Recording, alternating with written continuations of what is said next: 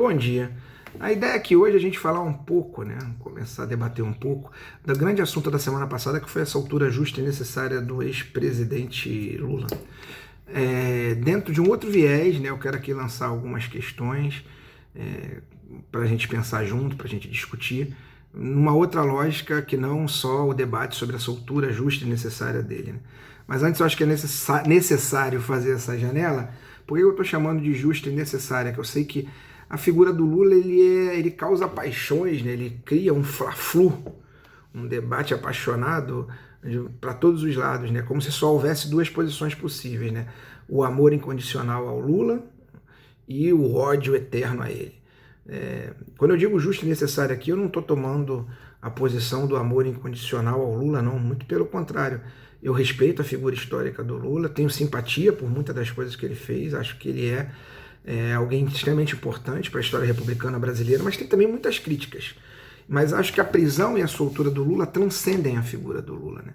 A prisão do Lula sem provas, segundo seus próprios algozes, Moro e Dallagnol, abriu um caminho muito perigoso de uso da justiça como um instrumento para interesses particulares. O Lula era um preso político. Ele atendia a interesses, a sua prisão, a interesses de setores da sociedade que são extremamente poderosos e encontrou eco dentro da justiça em gente medíocre que queriam a ascensão de carreira meteórica. Tá aí o Moro, né? Um completo medíocre, antiético, que foi alçado à condição de ministro da Justiça, o que comprova ainda mais o fato da prisão do Lula ser uma prisão política. Então essa é a minha crítica. Eu acho que ela é justa e necessária porque alguém que está preso sem provas continuar preso é muito perigoso para a sociedade como um todo. Porque se o Lula, que é uma figura mundial, né, conhecida internacionalmente, histórica, numa situação dessa, enfrenta o que enfrentou, imagina qualquer um de nós, ou mesmo aqueles que já estão presos em processos fraudados sem prova, se esse tipo de prática é legitimada. Então, o que eu lamento na soltura do Lula é que tenha sido por algo óbvio, e mesmo assim o Supremo demorou a se decidir, que foi a questão de uma pessoa que não teve transitado em julgado o seu julgamento, continue preso, uma pessoa que não gera nenhum risco à sociedade. O Lula não tem que ser solto por isso. Ele tem que ser solto pela anulação de um processo absurdo do qual ele foi vítima. Mas enfim, mas não é isso que eu quero falar aqui. Eu quero falar rapidamente de como esse Lula se torna contraponto, né, foco de um discurso de ódio que vem de um lugar que deveria ser de amor, né, das igrejas cristãs, ou de parte das igrejas evangélicas. Aqui eu vou usar muito o termo igreja evangélica, só uma janela, mas não estou falando de todas. Estou falando especificamente daquelas igrejas evangélicas neopentecostais que adotam uma teologia da prosperidade que serve muito mais a enriquecer seus donos que outras coisas, que se ocuparam em concentrar poder político ao longo do tempo e que são hoje as grandes porta-vozes de uma ideologia mais que conservadora, ultraliberal e antipopular. Então, esse tipo de igreja, essas igrejas, elas têm sido extremamente violentas com o Lula. Talvez a figura mais simbólica, mas não a única, né? A gente tem o Macedo, tem o Valdemiro, mas a mais simbólica é o Malafaia, que aliás é uma figura que vomita ódio, tem uma bile terrível para um pseudo-cristão, né? Para mim ele não é cristão. Mas enfim, o que essas igrejas e Lula, por que esse ódio? Por que eles competem? Aqui eu começo a minha teoria. Porque eu acho que ambos têm um poder extremamente similar, a capacidade de dialogar com o povo, a capacidade de dialogar com amplas parcelas da população, principalmente da população mais pobre. As igrejas, essas igrejas evangélicas ao longo dos anos, construíram seu poder numa capacidade de acolhida das pessoas mais necessitadas, mais pobres. É claro, prometendo algo em troca, né? A teologia da prosperidade, ela é muito essa coisa da chantagem a Deus, né? Mas tem mais que isso, a gente não pode pensar só nisso, né? Na perspectiva de enriquecimento. Essas igrejas acolhem as pessoas, essas igrejas moldam seus cultos às necessidades das pessoas, amorosa, a necessidade da saúde, a necessidade de achar de que a desgraça na vida dela vem de um além, não de um sistema corrompido, de um sistema violento, excludente. Não, é o demônio, não é você. Você tem sucesso se voltar a Deus. Aqui a gente pode arrumar um amor, pode te arrumar saúde, pode arrumar sucesso. Esse discurso de alguma maneira, abraça, envolve as pessoas. E as pessoas aprendem a confiar, a gostar dessa comunidade da qual elas fazem parte. Dessa comunidade onde elas encontram seus amigos, seus amores, onde elas se vestem melhor para ir domingo. Ou seja, a igreja se torna a parte mais atuante da vida dessas pessoas e cria uma capacidade de diálogo. E muito cedo esses pastores perceberam que esse acolhimento, essa proximidade com o povo, essa confiança do povo era poder político. E há longo tempo, desde há muito tempo, com a leniência de governos à direita ou à esquerda, esse contato com as camadas mais pobres, essa capilaridade, né? Essa presença neopentecostal ultraconservadora e principalmente ultraliberal, porque eles defendem a pauta ultraliberal, não porque eles sejam ultraliberais, eu acho que eles defendem porque os interesses econômicos, os grandes grupos econômicos perceberam a força política desses caras e passaram a financiá-los. Então essa galera se tornou uma força política, voltando pela proximidade que eles têm com o povo, pela capacidade de diálogo e de convencimento. E por que o Lula é perigoso? Porque o Lula hoje é o grande cara na esquerda, no campo progressista, né? Para quem não entende o Lula como esquerda, capaz de falar com o povo.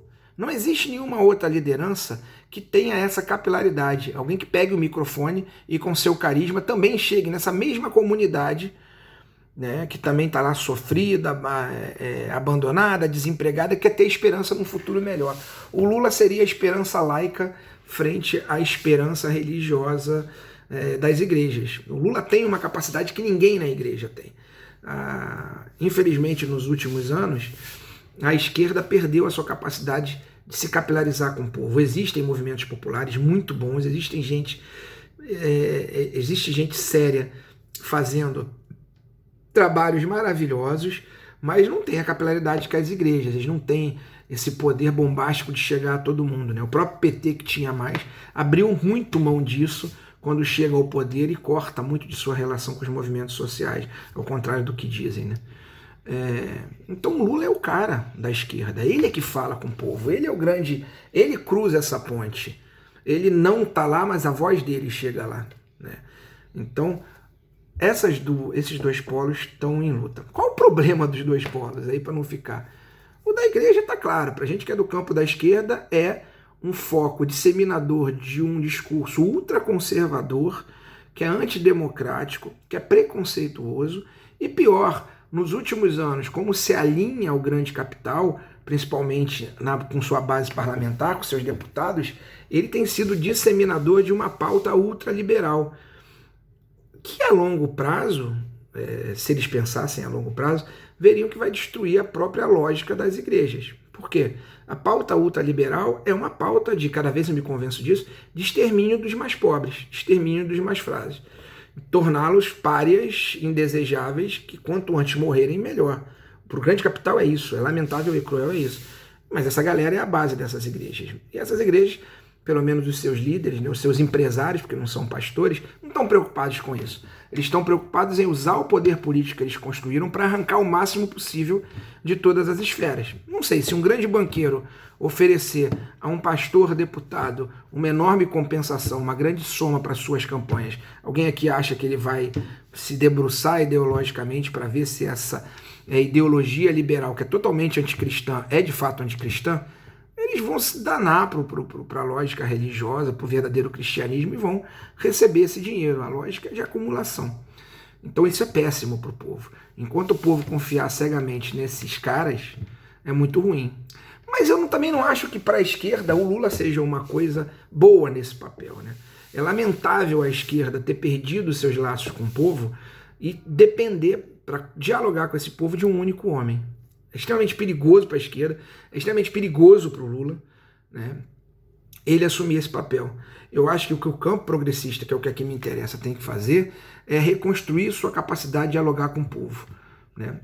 A Igreja Católica teve esse papel com as comunidades eclesiais de base, mas eu acho que é isso, o resgate desse diálogo, o resgate de um empoderamento popular, porque tanto o Lula quanto as igrejas cometem o mesmo pecado, eles falam de cima para baixo. É preciso para a esquerda, para o campo progressista, para o próprio PT do Lula e para os outros partidos, se empoderarem e enfrentarem essa lógica que é mais capilar e que tem mais presença, mesmo Lula não é capaz de enfrentar essa tsunami de igrejas, é preciso que, para enfrentar isso de fato, né, e para a gente não ficar dependendo de uma única pessoa, que é extremamente perigoso, a esquerda comece a trabalhar com a lógica de baixo para cima, dar voz ao povo, fortalecer suas instâncias participativas, associação de moradores, comunidades eclesiais de base, ações democráticas que lutam por bandeiras específicas e pontuais, sejam a luta das comunidades por melhores condições de vida, a luta do movimento LGBTQ, a luta do movimento negro. Isso precisa ser feito. Isso precisa ser feito. E é muito ruim não ter o Lula. O Lula é uma figura extremamente interessante para a esquerda e que ele fala e continua falando. Mas é muito ruim a gente, que é do campo progressista, ficar preso apenas na figura do Lula. O nosso trabalho é muito pior. É o que a igreja evangélica já fez. Só que ela fez de maneira a construir uma ponte para baixo. Só que ela fez o que ela queria. Ela construiu uma ponte para baixo e fica ali vomitando a sua ideologia suicida para esse povo. O que a gente tem que fazer é construir uma ponte, mas ouvir as necessidades de baixo para cima. É dar voz a esse povo. Essa é a ideia que eu lanço aqui para debate. Eu acho que enquanto a gente fizer ficar dependendo de um único homem, não ouvir quem está embaixo e não reconstruir essas pontes, e essas pontes só vão ser reconstruídas quando essas pessoas se sentirem parte de algo, a gente está ferrado. Porque eles se sentem parte da igreja, eles não têm voz, mas não percebem isso. É preciso a gente criar um verdadeiro campo, a gente que é do campo progressista, é o que eu creio e coloco aqui para debate, que a gente só vai conseguir vencer essa batalha quando a gente começar a fazer essa tarefa hercúlea de falar com o povo e principalmente ouvir o povo. Então eu acho que é isso, eu acho que deixo aqui essa reflexão de como Lula e a igreja evangélica disputam corações e mente do povo, e por isso talvez na minha leitura é por isso, muito desse fígado invejoso do Malafaia contra o Luiz Inácio, né? Imagina, um cara teve que construir uma rede de igrejas e sai um sujeito da cadeia com o microfone e faz o estrago que faz. Mas é isso, tá para debate, até a próxima, e Lula livre de fato e pela anulação desse processo terrível que o manteve preso injustamente por muito tempo.